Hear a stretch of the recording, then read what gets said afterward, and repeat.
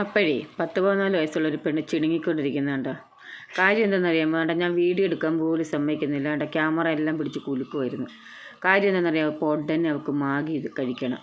സന്ധ്യയായി സമയം. ഞാനിപ്പോൾ ഉടനെ അവൾക്ക് മാഗി മേടിച്ചുകൊണ്ട് കൊടുക്കണം. ഇപ്പോൾ ഈ അടുത്ത സമയത്ത് തുടങ്ങിയത് ഇത്രയും അങ്ങ് മാഗി ഭ്രാന്ത്. ഇതിന് മുമ്പൊന്നും ഇല്ലായിരുന്നു. ഇപ്പം എന്ന് പറഞ്ഞു കഴിഞ്ഞാൽ എത്ര വലിയ കവർ മാഗി മേടിച്ചാലും ഒറ്റയ്ക്ക് ഇരുന്നാൻ കഴിച്ചിട്ട്. ഇപ്പോൾ ഉടനെ ഞാനത് നിർബന്ധമാണ്. ഞാൻ ഉടനെ അത് മേടിച്ചിട്ട് എല്ലാ കാര്യത്തിലും ഇങ്ങനെ നിർബന്ധമൊന്നും പിടിക്കത്തില്ല. ചില കാര്യങ്ങളൊക്കെ നിർബന്ധം പിടിക്കും. അതിലൊന്നാം മാഗി വിചാരിക്കുമ്പോൾ നമ്മൾ മേടിച്ചു കൊടുത്തോണം. ഞാൻ തീർത്തും പറഞ്ഞു ഇന്നിനി പറ്റത്തില്ല, ഇന്നിപ്പോൾ സന്ധ്യയും നാളെ സ്കൂൾ വിട്ട് വരുമ്പോൾ വൈകിട്ട് മേടിച്ചേരാം. ഒക്കത്തില്ല, ഒക്കെ അന്നേരം വേണം. എന്നാലും പിള്ളേരെ വാശി അങ്ങനെ അങ്ങ് അന്നേരം സാധിച്ചു കൊടുക്കുന്നത് ശരിയല്ലല്ലോ. ആഷ്മിക്ക് എന്തായാലും ഇതിനോടൊന്നും താല്പര്യമില്ല. കഴിക്കും, ഇച്ചിരിയൊക്കെ കഴിക്കുന്നതാണ്. നേരെ സന്ധ്യ, ഈ സന്ധ്യയ്ക്ക് ഇപ്പോൾ ഉടനെ ഞാൻ മാഗി മേടിച്ചെടുക്കണം. വല്ലാതെ നിർബന്ധമില്ല. ഇതൊക്കെ വാങ്ങിച്ചു കൊടുക്കത്തില്ലെന്ന് എത്ര പറഞ്ഞാലും പിന്നെ എനിക്കൊരു വിഷമം തോന്നും. അങ്ങനെ ഞാൻ കടയിൽ പോയി വാങ്ങിച്ചുകൊണ്ട് വന്നു കേട്ടോ. പക്ഷെ അവളെ കാണിച്ചില്ല. ആഷ്മി അതുകൊണ്ടൊന്ന് പാത്ത് വെച്ചേക്കുക. ആഷ്മിക്ക് ഏതാണ്ട് മസാല പോലെ ഏതാണ്ട് സാധനവും മേടിച്ചു. ലച്ചുവിന് 2 കുഞ്ഞു പാക്കറ്റ് മാഗി മേടിച്ചു. അവൾക്കതൊരു സർപ്രൈസായിട്ട് കൊടുക്കുക എന്നും പറഞ്ഞ് ആഷ്മി അത് പാത്ത് വെച്ചിരിക്കുക. എന്നിട്ട് പാത്ത് വെച്ചിട്ട് അവളെ വിളിക്കുക, ലച്ചുവിനെ വിളിക്കുക. ലച്ചു കണ്ട് ദേഷിച്ച് മാഗിയൊക്കെ കിട്ടാതെ ദേഷ്യത്തിൻ്റെ തുണിയൊക്കെ എടുത്ത് എറിയുക ആഷ്മിയെ. തുണി മടക്കിക്കൊണ്ടിരിക്കുവായിരുന്നു. ഇതിപ്പം ദേഷ്യത്തിലൊക്കെ എടുത്ത് എറിയുക. വാങ്ങിക്കാൻ പോയപ്പോൾ അവളെ കൊണ്ടുപോയില്ല. അത് അവൾ അറിയാതെ പോയത്. വാങ്ങിച്ചപ്പോഴേ ആഷ്മി പറഞ്ഞു, അമ്മയെ നമുക്ക് ലച്ചുവിനെ കാണിക്കണ്ട, അവൾക്കൊരു സർപ്രൈസ് ആയിക്കോട്ടെ എന്ന്. ഇത്രയും സമയമായിട്ട് ആഷ്മിയുടെ കയ്യിലിരിക്കുന്ന അവൾ കണ്ടതുമില്ല, അവളോട്ട് ആ കവർ ശ്രദ്ധിക്കുന്നുമില്ല. ഇപ്പോഴാണ് അറിഞ്ഞത് മാഗി മേടിച്ചത്. ദൈവമേ, ഇത്രയും സന്തോഷവും മാഗി മേടിച്ചെന്ന് അറിയുമ്പോൾ. ഇത് എന്തൊരു പിള്ളേരത്, ഇതിന് മാത്രം ഈ മാഗി. ഞാൻ ഈ മാഗിയൊന്നും കഴിക്കത്തില്ല. മാഗി, കുഴിമന്തി, അൽഫാം മന്തി, ഈ ടൈപ്പ് ഒരു സംഭവവും ഞാൻ കഴിക്കത്തില്ല. എനിക്കതൊന്നും ഇഷ്ടമല്ല. ഈ പിള്ളേർക്ക് അതെന്നൊക്കെ പറഞ്ഞാൽ അങ്ങ് പ്രാന്താണ്. ഈ മയോണൈസിൻ്റെ ഒക്കെ ടേസ്റ്റ് പോലും ഞാൻ നോക്കിയിട്ടില്ല. ആഷ്മിക്കൊക്കെ എന്ന് പറഞ്ഞാൽ മയോണൈസ് എന്നൊക്കെ പറഞ്ഞു കഴിഞ്ഞാൽ എന്തോരം ജീവനാണ്. എന്തോ ഇതിൻ്റെയൊക്കെ ടേസ്റ്റെന്ന് പോലും ഞാൻ നോക്കിയിട്ടില്ല. പിന്നെന്തായാലും 2 പാക്കറ്റ്, ഇതാണ് ചെറിയ 2 പാക്കറ്റ് ഇതേ ഉള്ള. ഞാൻ വലുതാണ് മേടിക്കാൻ പോയത്, പക്ഷേ ആ കടയിൽ തീർന്നു പോയി. ഈ ചെറിയ പാക്കറ്റുകളായിരുന്നു. അപ്പോൾ അവൾ എന്തായാലും 1 പാക്കറ്റ് കൊണ്ടുവന്ന് അവൾ വഴക്കുണ്ടാക്കും. അതുകൊണ്ട് ഞാൻ 2 പാക്കറ്റ് മേടിച്ചു.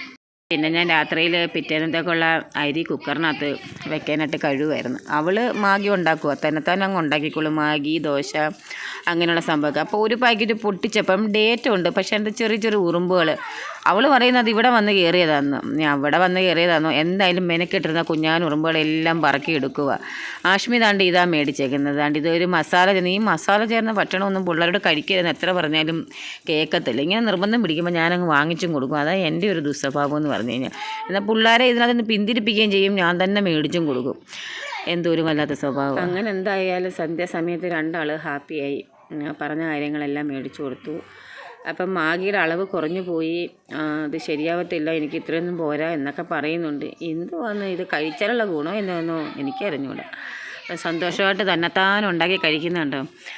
എന്നോട് ഇതൊക്കെ കഴിക്കാൻ നിർബന്ധിക്കും. കാരണം ഞാൻ കഴിച്ച് ശീലിച്ച് കഴിഞ്ഞാൽ പിന്നെ ഞാൻ മേടിക്കുമല്ലോ, എനിക്ക് വേണമെന്ന് പറഞ്ഞ് അങ്ങനെ മേടിക്കുമല്ലോ. പക്ഷേ എനിക്കിതൊന്നും ഇഷ്ടമല്ല. എന്നാലും ഇടയ്ക്ക് എനിക്ക് ഈ പറഞ്ഞ സാധനങ്ങളെല്ലാം ഒന്ന് ടേസ്റ്റ് ചെയ്ത് നോക്കണമെന്ന് താല്പര്യമുണ്ട്. പക്ഷേ ഇവിടെ ഞാൻ മേടിക്കും. കുഴിമന്തി, അൽഫാം മന്തിയൊക്കെ എനിക്ക് ഇവിടെ ബർത്ത്ഡേക്കും പിള്ളേരുടെ ബർത്ത്ഡേക്കും പിന്നെ ഇടയ്ക്കിടയ്ക്ക് കടയിൽ നിന്ന് ഞാൻ തന്നെ മേടിച്ചും കൊടുക്കും. പക്ഷേ അപ്പോഴെല്ലാം ഞാൻ വിചാരിക്കും ഒന്ന് കഴിക്കണമെന്ന്. പക്ഷേ പിന്നെ എനിക്ക് അങ്ങോട്ട് കഴിക്കാൻ അങ്ങോട്ടൊരു മനസ്സ് തോന്നത്തില്ല ഇതൊക്കെ കാണുമ്പോൾ. എന്താണെന്നറിഞ്ഞൂടാ.